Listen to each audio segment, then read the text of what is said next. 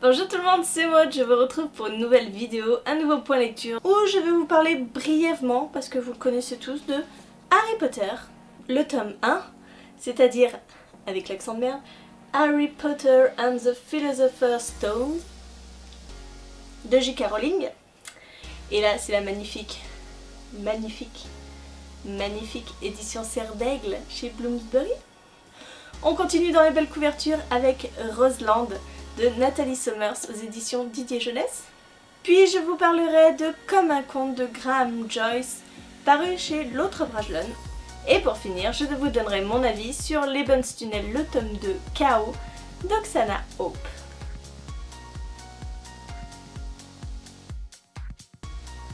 Comme je vous l'ai dit, je vais vous parler brièvement de Harry Potter puisque j'ai fait cette relecture lors du challenge des 4 maisons. Ce fut ma dernière lecture pour ce challenge terminé, hein. Et j'ai été ravie de retrouver les personnages, de retrouver l'histoire, de tout retrouver, de retrouver Harry, tout simplement Hermione, Ron, même Malfoy, tout le monde quoi. C'est de la VO. Si ça ne vous fait pas peur, allez-y, lancez-vous parce que c'est assez accessible. Après, tout le monde connaît l'histoire d'Harry Potter, donc moi j'avais l'impression de la connaître par cœur, donc l'anglais ne m'a pas dérangée. Dans cette magnifique édition, bien sûr, vous avez des rajouts. Des rajouts sur la maison Serre d'Aigle, puisque j'ai la version Serre d'Aigle. Donc vous avez l'historique un petit peu des fantômes de cette maison, de son symbole avec le diadème de Rowena. Vous avez l'explication aussi de l'aigle. Bref, c'est un indispensable quand vous êtes fan de Harry Potter, que vous êtes un Potterhead. Cette édition est juste magnifique et je vous la conseille. Vous avez vu, j'ai fait court, hein. J'allais pas vous reparler de l'histoire d'Harry Potter en même temps, hein. Je continue avec Roseland et pour le coup, c'est le dernier livre que j'ai attaqué pendant le challenge des 4 maisons, mais bien sûr je ne l'ai pas fini.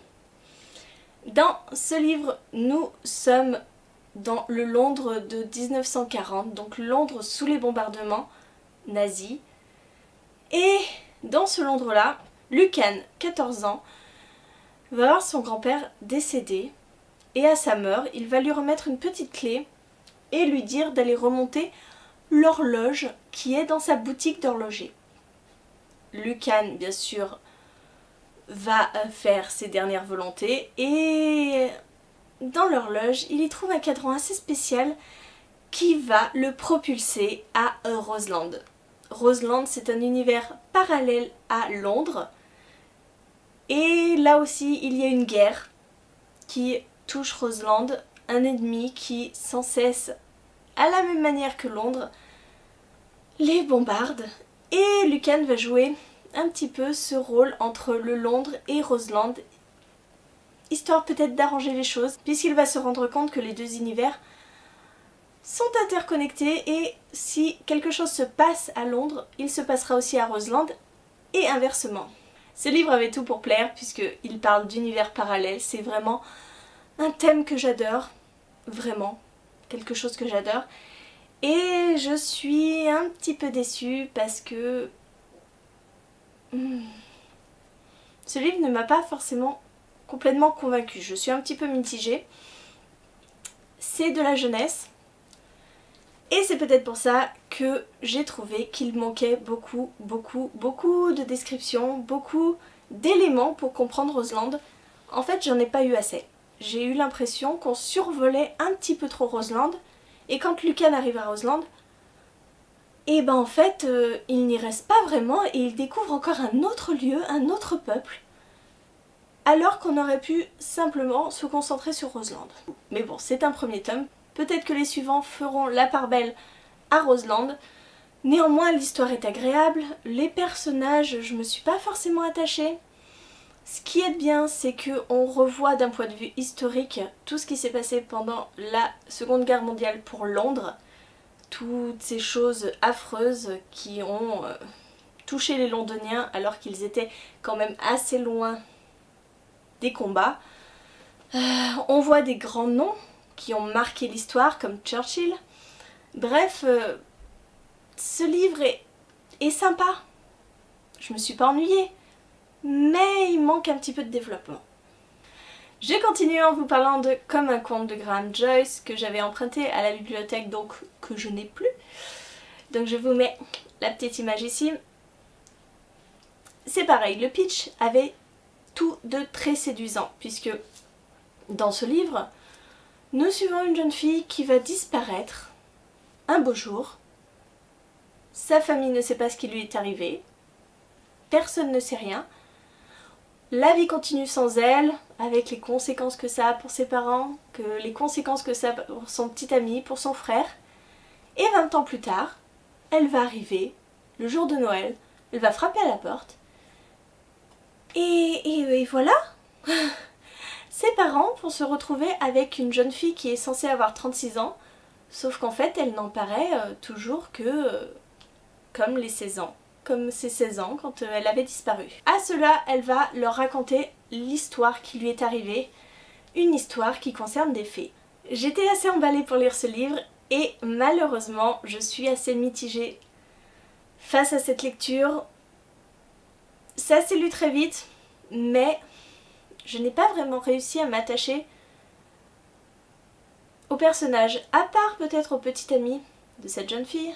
Je suis désolée, je dis cette jeune fille parce que je n'ai plus aucune idée de comment elle s'appelle.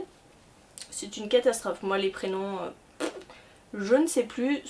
Si vous voulez, dans ce récit, ce qui m'a gênée le plus, c'est qu'on passait par tout un tas de narrateurs. Quelquefois, c'est cette jeune fille qui nous parle de son histoire, de ce qui s'est passé chez les fées, etc. Pourquoi elle est partie, ce qui l'a conduit à partir. Quelquefois, on est du point de vue de son petit ami. Quelquefois, on est aussi dans des sortes de comptes rendus du psychologue qui la suit. Donc voilà, ça faisait un petit peu trop fouillis, on attaquait les chapitres, on ne savait pas vraiment qui allait parler, parce que des fois c'est un narrateur extérieur qui parle. Voilà, c'est un petit peu trop de fouillis dans cette histoire. Je ne suis pas spécialiste en psychologie, mais il y a une grande part dans ce livre de psychologie, puisque le psychologue va émettre des hypothèses sur ce qui a pu lui arriver, et lui ça va être un côté très rationnel où il n'y aura aucune question de fait, donc des termes très techniques pour expliquer ce qui lui est arrivé et ce qui peut avoir fait qu'elle ait vécu cette histoire et qu'elle croit en cette histoire. Donc de ce point de vue là, je pense que c'est assez recherché, c'est crédible pour moi, mais bon, je vous dis, je ne suis pas du tout experte en psychologie. Voilà, cette jeune fille, son expérience, l'histoire ne m'a pas plus emballée que ça. Il ne se passe pas grand chose. C'est beaucoup de narration, pas vraiment d'action, hein. C'est plutôt un livre contemplatif. Pour moi, c'est resté un peu trop en surface, c'est resté un petit peu trop plat et un petit peu trop fouillis à mon goût. À présent, je vous parle de Leven's Tunnel, le tome 2, que l'autrice m'a gentiment envoyé, tout comme le tome 1 déjà. Et que vous dire, je suis fan de cette saga. Nous sommes dans une uchronie où, en fait, c'est l'uchronie un petit peu la plus classique qu'on puisse trouver, puisque lors de la Seconde Guerre mondiale, Hitler a gagné et a étendu le nazisme un petit peu partout dans le monde. Krista est une jeune Aryenne qui suit les codes, qui suit le règlement à la lettre, qui travaille dans un Lebensborn. Et un soir, en sortant de cette maternité, elle va croiser la route d'une jeune Aryenne, enceinte jusqu'aux yeux, qui cherche à s'introduire dans les égouts. Elle va l'aider, et elle va se retrouver dans les égouts, et elle va voir qu'il y a complètement une autre ville souterraine à la vie qu'elle connaît. Et ça va changer complètement sa façon de voir, sa façon de réfléchir. Et cela va l'amener à remettre en cause tout le système nazi qu'elle connaît depuis qu'elle est toute petite et depuis qu'elle est née. Ici, c'est le tome 2. Il s'est passé énormément de choses dans le tome 1. J'avais été bluffée par cette fin. Ce twist final que je n'avais pas du tout vu venir. Qui était juste explosif, qui m'a retourné le cerveau. Alors, je n'en attendais pas moins de ce tome 2 et je n'ai pas été déçue. On est dans une suite directe du tome 1. On retrouve Krista. Je ne vous dirai pas dans quelle situation, à vous de le découvrir. Et comment vous dire que on est encore dans un récit plein de rebondissements, plein d'actions, très addictif. J'ai lu ce livre en quelques heures sur une journée et c'était trop bon. Plus j'arrivais près de la fin, plus je sentais que ça allait encore se finir d'une manière qui n'allait pas me laisser indifférente et bingo, c'est exactement ça. Et la révélation, je trouve que l'autrice est complètement sadique. Voilà, Oksana, si tu passes par là, tu es sadique. Maintenant je n'ai qu'une envie, c'est de me jeter sur le tome 3 qui n'est pas encore disponible. Mais cette saga est dingue, je vous assure, si vous aimez l'Uchronie, si vous aimez surtout la dystopie, parce que c'est vraiment dystopique, on est dans un système qui, comme toute bonne dystopie, met plus bas que terre l'individu, le plie sous les codes, sous les règlements.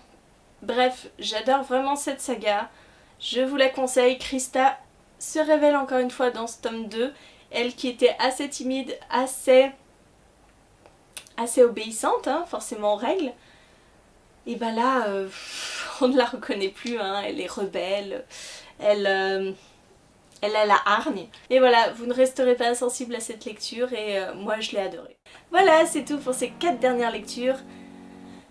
Pas forcément que des bonnes lectures, mais ça arrive, hein, écoutez, on ne peut pas tout aimer non plus. En tout cas, je vous attends en commentaire pour savoir si vous avez lu un de ces livres, si vous les avez aimés ou pas. N'hésitez pas à me dire tout ça en commentaire. Et puis en attendant, je vous fais des gros bisous, je vous souhaite une très bonne journée, de très bonnes lectures et je vous dis à très bientôt pour une nouvelle vidéo.